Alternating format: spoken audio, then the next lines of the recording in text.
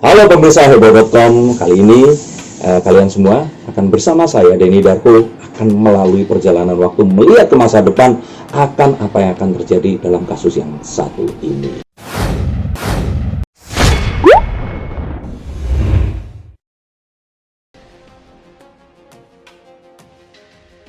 Kalau dampak itu pasti ada.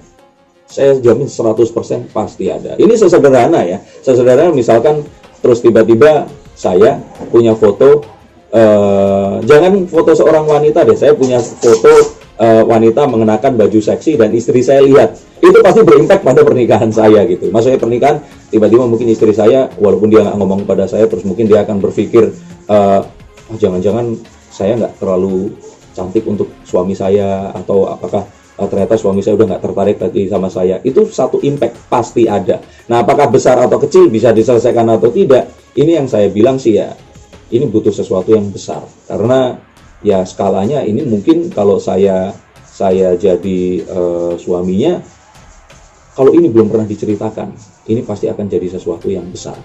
Tapi harapan saya sih dia udah cerita dari dulu sebelum ini terjadi. Karena ya dulu sebelum saya menikah, semua keburukan saya di masa lalu sudah saya ceritakan ke istri saya. Begitu pula sebaiknya. Dan bukankah itu sebenarnya arti pernikahan?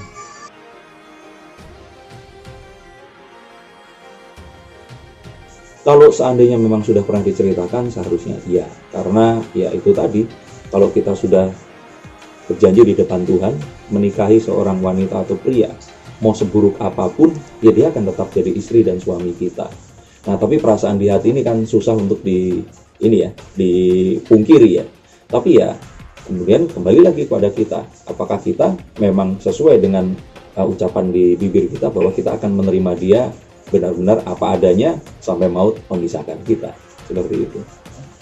Demikian tadi ulasan saya dan apa yang saya coba untuk jelaskan dari ramalan saya dulu dengan apa yang terjadi saat ini. Dan sebenarnya kalau boleh saya katakan di sini, satu itu tadi adalah saya garis bawahi, kita tidak membuli, kita tidak terus kemudian menghakimi, karena kita belum tahu apa yang terjadi dan motivasi di balik itu, baik keduanya dan semuanya.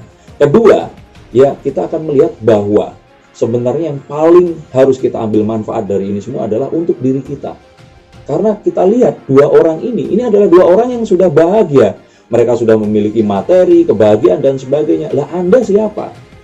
Nah, kita yang harus berpikir bahwa apa yang harus kita ambil dari ini semua untuk kita bisa terapkan positifnya dan hilangkan negatifnya agar kita at least bisa sesukses mereka. Nah, itu yang harus kita ambil di sini. Jadi satu, jangan membuli. Kedua, kita harus mengambil semua kisah dari ini. Kalaupun ternyata hal tersebut menjadi sesuatu yang negatif, kita tidak lakukan. Tapi kita harus mengambil sisi positifnya. Dan ingat, sisi positif dari wanita beragenda ini banyak sekali. Dan saya boleh bilang kalau semua perjuangannya, semua apa prestasinya, dan itu tadi, itu nggak boleh kita lupakan. Harus kita sandingkan bersamaan saat kita memang ingin melihat dia dari banyak sisi sebagai seorang manusia. Itu saja. Saya nggak berniat membela seseorang atau menghakimi di sini. Semoga kita pun terus bisa seperti itu. Kita bereaksi sepantasnya dan harapannya itu tadi. Kita tidak hanya nyinyir, tapi kita ambil manfaatnya dan kita hindari mudarat atau hal-hal yang buruk dari apapun yang terjadi itu tadi.